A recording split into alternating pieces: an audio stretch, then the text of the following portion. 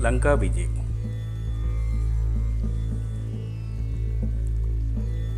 लंका कूच की तैयारियां रात भर चलती रही। सभी तत्पर, सभी उद्यत। सुबह कूच से पहले सुग्रीव ने वानरों को संबोधित किया। युद्ध के बारे में कहा, युद्ध भयानक होगा। इसमें केवल वही सेना जाएंगे जो शारीरिक और मानसिक रूप से स्वस्थ हो। जो दुर्बल हैं यही रुक जाए। वानर सेना को युद्ध के नियम बताए गए। रक्षा और आक्रमण के तरीके। सेना किष्किंधा से दहाड़ती किलकारियां भरती रवाना हुई। राम, लक्ष्मण और सुग्रीव की जयकार से आकाश गूंज उठा। लाखों वानर थे, चारों ओर कोलाहल। वे पेड़ों पहाड़ों को रौंदते चले जा रहे थे। इसका नेतृत्व नल कर रहे थे। सुग्रीव के सेनापति जांबवंत और हनुमान सबसे पीछे थे। ये सेना की रणनीति का हिस्सा था। दिन रात चलकर सेना ने महेंद्र पर्वत पर डेरा डाला। वही पर्वत जहाँ से हनुमान ने छलांग लगाई थी, समुद्र निकट ही था। पर्वत पर सेना का ध्वज लगाया गया। तंबू लगे, पताकाएं हवा में लहरा रही थी। उधर लंका में खलबली मची हुई थी। राक्षसों में बेचैनी थी। उनके मन में डर बैठ गया था। राम की शक्ति को लेकर इसका दूत लंका में आग लगा सकता है। वो स्वयं कितना शक्तिशाली होगा। नगर में चर्चा का विषय यही था। लेकिन रावण इससे अनभिज्ञ था। उसे कौन बताता, किसी में इतना साहस नहीं था। यह चर्चा विभीषण ने सुनी। नगर की हताशा उनसे देखी नहीं गई। ऐसी हताशा सेना युद्ध नहीं कर सकती। उसकी पराजय निश्चित है। वे रावण के पास गए, उसे सही स्थिति बताने, समझाने। राम से युद्ध ना किया जाए। उन्होंने कहा, आप सीता को लौटा दें। सबका कल्याण इसी में है। सीता मिल जाएगी तो वे आक्रमण नहीं करेंगे। रावण ने विभीषण की बात अनसुनी कर दी। उन्हें अपने कक्ष से निकाल दिया। क्रोध में वह स्वयं भी उठकर चल पड़े सभा कक्ष की ओर। उसे राम के समुद्र तट पर पहुंचने का समाचार मिल चुका था। सैनिकों ने राम की सेना की पताकें दूर से देख ली थी। विभीषण रावण के पीछे चलते रहे। विभीषण रावण के पीछे चलते रहे, बोलते रहे, सीता आपके गले में बंधा सांप है, वो आपको डस लेगा। इसे छोटी बात मत समझिए। लंकाधिराज, ये संकेत महाविनाश के हैं। मैं अब भी कहता हूँ, सीता को लौटा दीजिए, लंका बच जाएगी। तुम मेरे भाई नहीं, शत्रु हो। मेरे शत्रु के शुभ चिंतक हो। रावण का क्रोध भड़क उठा। निकल जाओ यहाँ से, मुझे तुम्हारा साथ नहीं चाहिए। रावण सभागार की ओर मुड़ गया। विभीषण पीछे। दोनों के रास्ते अलग हो गए। विभीषण उसी रात लंका से निकल गए। 4 सहायकों के साथ उन्होंने राम के पास जाना ठीक समझा। समुद्र पार राम के शिविर में अचानक खलबली मची। एक वानर चिल्लाकर सबको सावधान कर रहा था, हमारे शिविर में राक्षस आ गए हैं। विभीषण कुछ दूर खड़े थे। वानरों ने उन्हें सुग्रीव के सामने पेश किया। वानरराज, मैं लंका के राजा रावण का छोटा भाई हूँ। मैं राम की शरण में आया हूँ। आप मुझे उनके पास पहुँचा दें। विभीषण के चेहरे पर डर नहीं था, विश्वास था। शब्दों में षड्यंत्र नहीं था, कातरता थी, याचना थी। सुग्रीव को उनकी बात पर फिर भी भरोसा नहीं हुआ। मेरा नाम विभीषण है। रावण ने मुझे लंका से निकाल दिया। मैंने उससे सीता को लौटाने की बात कही थी। क्रोध और अहंकार में चूर रावण ने मुझे सभा में अपमानित किया। मैं प्राण बचा कर आया हूँ, एक बार राम से मिलवा दे, मैं उनसे कुछ कहना चाहता हूँ। सुग्रीव राम के पास गए। मन में शंका अब भी थी। अंगद भी उसे संदेह की दृष्टि से देख रहे थे। राम ने बात सुनी और कहा, हमें विभीषण को स्वीकार करना चाहिए। मैं शरण में आए व्यक्ति को कभी निराश नहीं करता, यह मेरी नीति है। विभीषण को आदर से अंदर लाइए। विभीषण राम के पास पहुंचे। राम ने उनका सत्कार किया।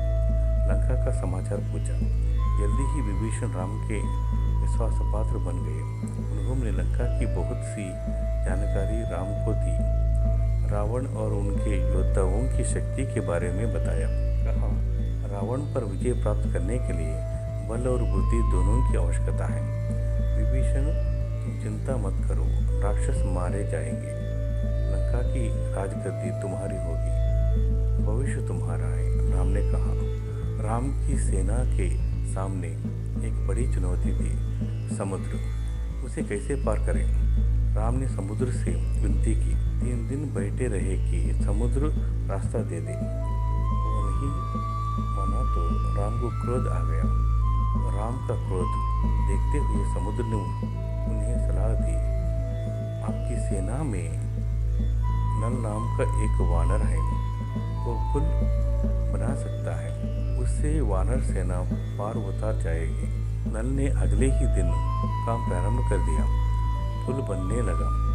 वानर कंकड़ पत्थर शिलाएं लाते रहे। नल पुल बनाते रहे। 5 दिन में पुल तैयार हो गया। समुद्र को टुकड़ों में बांटता हुआ, उसका घमंड चूर करता हुआ सबसे पहले विभीषण पुल से उस पार गए।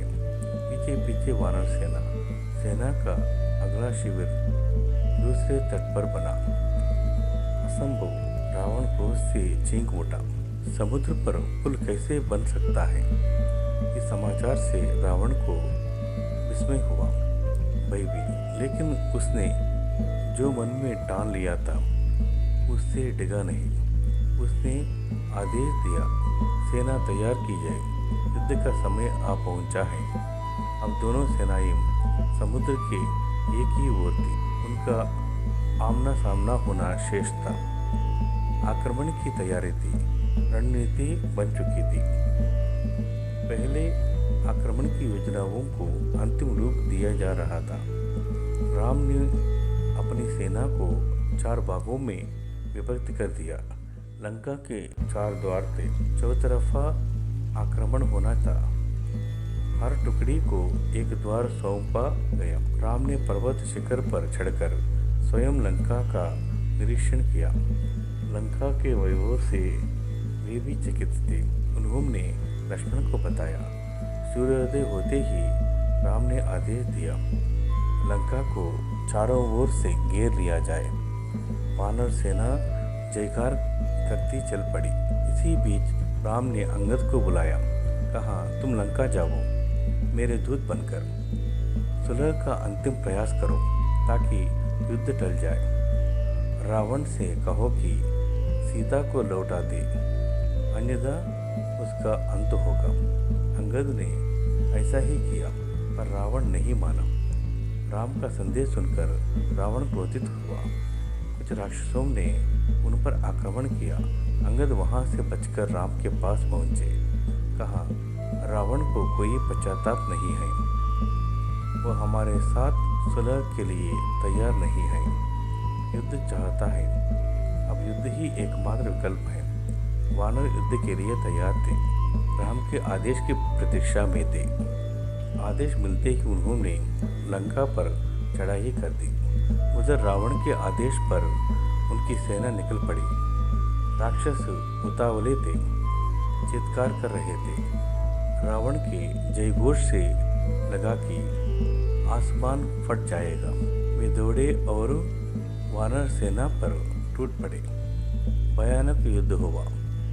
हर ओर दहला देने वाला शोर, हाथियों की चिंगाड़, घोड़ों हिनहिनाहट, रथों की सरसराहट, कोलाहल।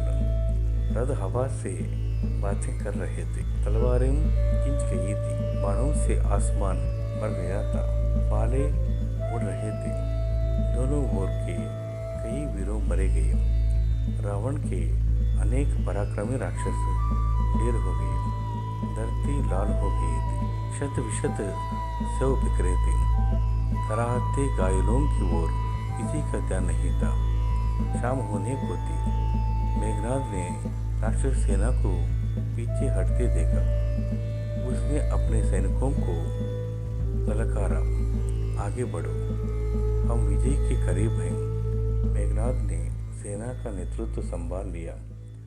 राक्षस उत्साह से आगे बढ़े। मेघनाद की दृष्टि राम लक्ष्मण पर थी, पर छिपकर युद्ध करता था, मायावी था, किसी को दिखाई नहीं पड़ता था। उसके बाण राम और लक्ष्मण को लगे, दोनों वहीं मूर्छित होकर गिर पड़े। मेघनाद ने समझा काम हो गया। उसने दोनों भाइयों को मृत समझ लिया। वह मैदान छोड़कर महल की ओर दौड़ा, रावण को इसकी सूचना देने। रणक्षेत्र में वानर राम लक्ष्मण के पास एकत्र हो गए। वे चिंतित थे। अशुभ की आशंका से विभीषण ने दोनों का उपचार कराया। उनकी मूर्छा टूटी, वे खड़े हुए तो वानर दल हर्ष ध्वनि करने लगा। अगले दिन युद्ध के लिए तैयार। रावण की सेना के महाबली एक एक मारे जा रहे थे। सोमरक्ष मारा गया, वज्रदष्ट धरती पर गिर पड़े, अकंपन कुचलकर मर गया। प्रहस्त को नील ने ध्वस्त कर दिया। रावण को इसकी सूचना मिलती रही। वह घबरा गया। वह हड़बड़ाकर उठा और स्वयं कमान संभाल ली। पहली मुठभेड़ में वह लक्ष्मण पर भारी पड़ा, लेकिन राम के बाणों ने उसका मुकुट धरती पर गिरा दिया। वह लज्जित होकर लौट गया। अब तक रावण को राम की शक्ति का कुछ अनुमान हो गया था। जब उसे कोई और रास्ता नहीं सूझा तो उसने कुंभकर्ण को जगाया। वह महाबली था, पर 6 महीने सोता था। कुंभकर्ण दुर्ग से बाहर आया। उसे देखते ही वानर सेना में कलबली मचल गई। वे उसे रोकने में अक्षम थे। उसने हनुमान और अंगद को घायल कर दिया। लक्ष्मण यह युद्ध देख रहे थे। उन्होंने राम की ओर देखा। दोनों भाइयों ने बाणों की वर्षा कर उसे मार दिया। कुंभकर्ण रणभूमि के अंक में सो गया सदा के लिए। रावण निराश हो गया। कुंभकर्ण पर उसे गर्व था। वो उसे अपना दाहिना हाथ मानता था। उसे लगा कि अब लंका में वीर नहीं है, वो अनाथ हो गई। मेघनाद ने रावण को सहारा दिया। मेरे रहते आप क्यों चिंता करते हैं? मुझे युद्ध की अनुमति दे। मैं दोनों भाइयों को मारकर आपके चरणों में रख दूंगा। मेघनाद और लक्ष्मण का भीषण युद्ध हुआ। मेघनाद पराक्रमी था।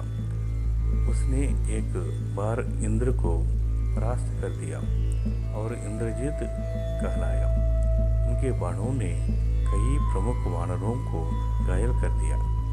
मेघनाद को रोक पाना वानर सेना के बूते की बात नहीं थी। वो चक्रवात की तरह आगे बढ़ता था। जो भी आसपास होता ध्वस्त हो जाता। वानर सेना मेघनाद की गति और शक्ति से चकित थी। चमत्कृत उनके मन में निराश बैठती जा रही थी। तब लक्ष्मण ने उसे चुनौती दी। उन्होंने दोनों का निशाना अचूक था। बाण हवा में टहलते और नष्ट हो जाते। अचानक लक्ष्मण का एक बाण उसे लगा। वह घायल हो गया, झुक गया।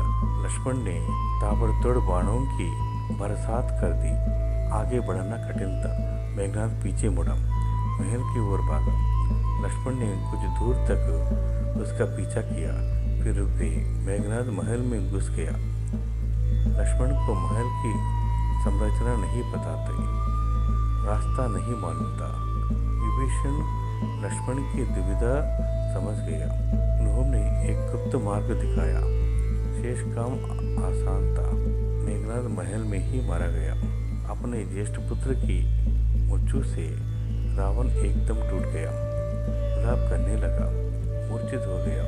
होश आया तो उसकी दशा पागलों जैसी थी। क्रोध से बिलबिलाता हुआ लंका अनाथ हो गई। अब उसका कोई सहारा नहीं। अब मैं स्वयं रणक्षेत्र में जाऊंगा। लक्ष्मण के साथ वानर सेना भी महल में प्रवेश कर गई थी। उनके हाथों में जलती हुई मशालें थी। वानरों ने लंका में जहां तहां आग लगा दी, अन्न भंडार फूंक दिए, शस्त्रागार जला दिया, मारकाट मच गई। जो भी सामने पड़ा मारा गया। कंपन, प्रचंड, विरूपाक्ष, कुंभ मारे गए। हनुमान ने निष्कुंभ, देवांतक और त्रिशिरा को मौत की नींद सुला दिया। अंगद ने नरांतक का काम तमाम कर दिया। लक्ष्मण ने अतिकाय का सिर काट डाला। राक्षस सेना भाग खड़ी हुई। रावण के पास अब कोई विकल्प नहीं था।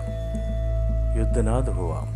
अकेला बचा रावण युद्ध के लिए निकला। फुफकारते हुए, फन कुचलते सांप की तरह वह जिधर मुड़ता भगदौड़ मच जाती। वानरों को भगाते देख लक्ष्मण आगे आए, धनुष बाण लिए। रावण के सामने अभेद दीवार की तरह खड़े हो गए। थोड़ी ही देर में विभीषण वहां पहुंच गए। उसके बाद राम। उनके सामने रावण की एक न चली। विभीषण को राम की सेना में देख रावण उबल पड़ा।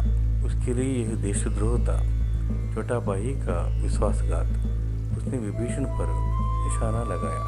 लक्ष्मण ने उस बाण बीच में ही काट दिया। उसने दूसरा घातक बाण चलाया। इस बार लक्ष्मण बीच में आ गए। उन्होंने विभीषण को अपने पीछे छिपा लिया। बाण लगते ही लक्ष्मण अचेत हो गए, गिर पड़े। राम ने यह देखा। उनकी आंखें क्रोध से लाल हो गई, आग बरसने लगी। उन्होंने लक्ष्मण को सुग्रीव की निगरानी में छोड़ा और रावण को चुनौती दी। कहा, रावण, काल तुझे मेरे सामने ले आया है। आज अन्याय पर न्याय की विजय होगी। तेरा अंत निश्चित है। उधर हनुमान लक्ष्मण को उठाकर रणक्षेत्र से दूर ले गए। वैद्य सुषेण को बुलाया। हनुमान संजीवनी बूटी लाए। चिकित्सा शुरू हुई। धीरे धीरे रक्त का रिसाव बंद हो गया। घायल बढ़ गया, दाव बढ़ गया। संजीवनी का प्रभाव चमत्कारी था। सुग्रीव ने लक्ष्मण के स्वस्थ होने की सूचना राम तक पहुंचाई। वो सिंह की भ्रांति रावण पर टूट पड़े। राम रावण युद्ध भयानक था। शस्त्रों की गति से कांपा देने वाली दुनिया निकल रही थी।